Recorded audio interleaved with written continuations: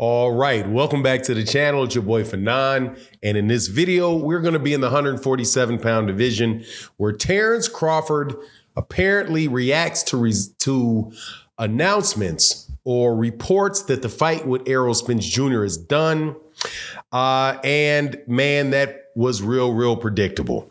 Also, Ring Magazine's editor, the organization that released the most recent report, makes a very strange statement about the Errol Spence Jr. fight and the report that their own organization made. Let's talk about that in this video.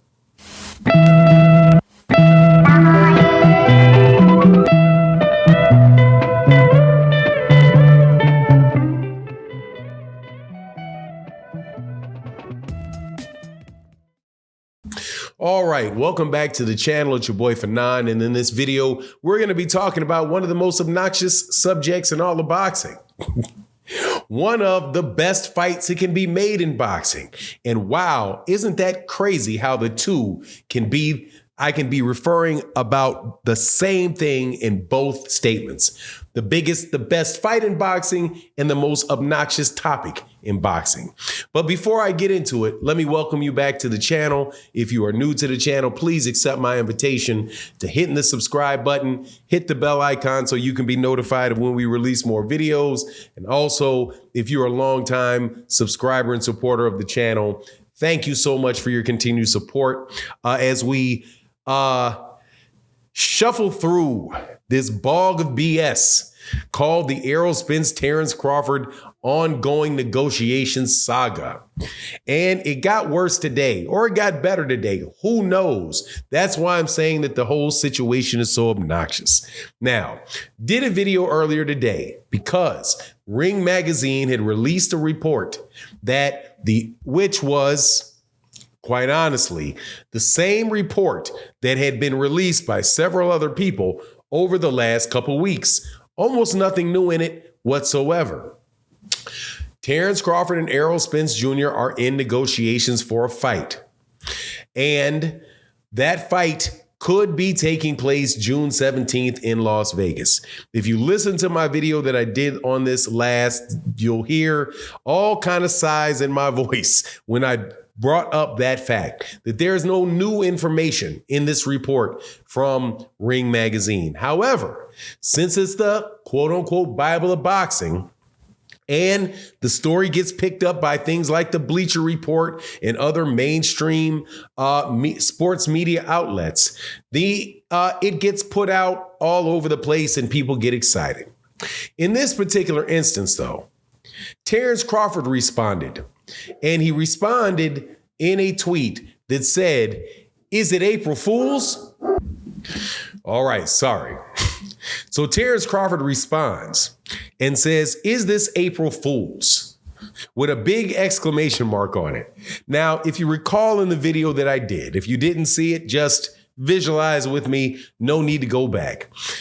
In the video, I literally go to, there's a computer over here, a computer screen over here, where I look up and I go check Errol Spence Jr.'s Twitter and Terence Crawford's Twitter in the middle of recording the video, because I'm like, man, I feel like one of these guys are going to drop something to let everybody know that this is not the case.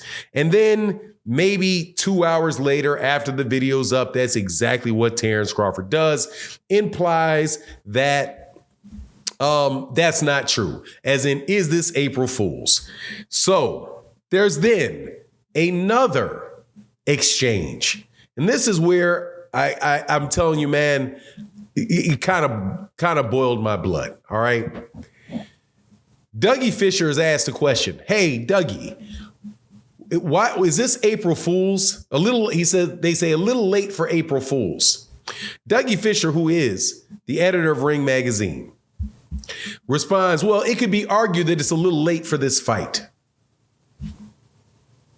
What? Like, are you really going to just crap on the fight in the middle of somebody asking you? It's a little late to be playing an April Fool's joke. Is this true or not that this fight is going to take place? Now, the obnoxious response that he gives initially just goes to show you what Ring Magazine and what I said in my original video, how it's true that they do not have a relationship with the PBC. And they are not people that have typically ever given any positive press to that organization whatsoever. But his response to it is, hey, well, it's the source is true. It's true that the source said that, but sometimes things are true. Sometimes they, don't come to fruition. We're just going to have to find that out.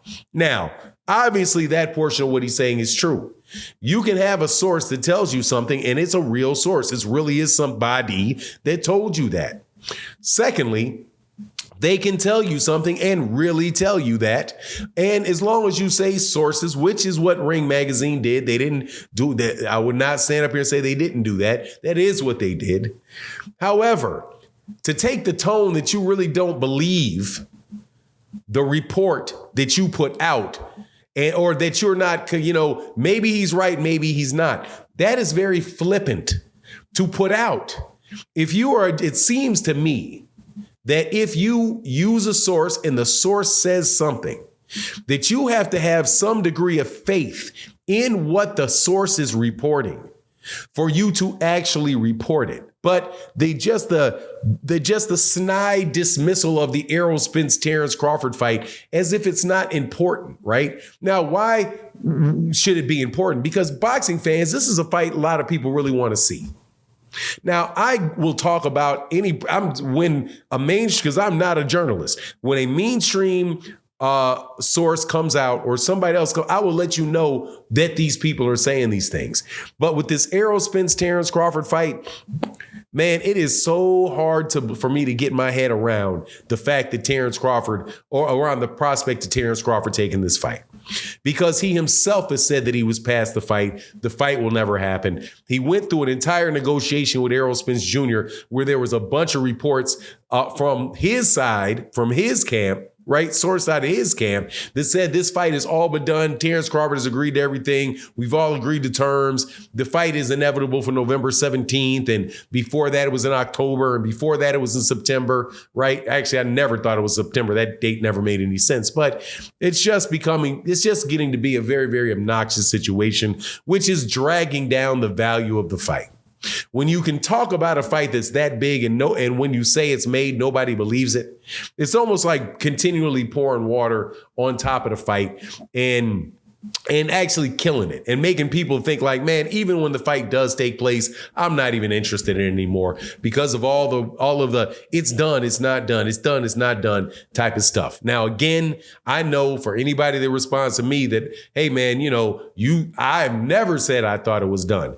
And what I've always said is, look, this is what these guys are saying. This is what ESPN is saying. This is what somebody with an inside source is saying. For me, at this point in time, man, look, I think it would be better if they just announced it and allow people to get excited for the fight if it's going to happen on June 17th. A report that had come out of Dallas, Texas, though, and the one that I just in my gut feel is the most reliable one, said that, look, there's going to be a June 17th date for Errol Spence, and it can either be, basically saying it could either be Keith Thurman or Terence Crawford. The Terence Crawford is the fight that Errol Spence wants, but if that for some reason doesn't go through, the backup is the mandatory fight with Keith Thurman.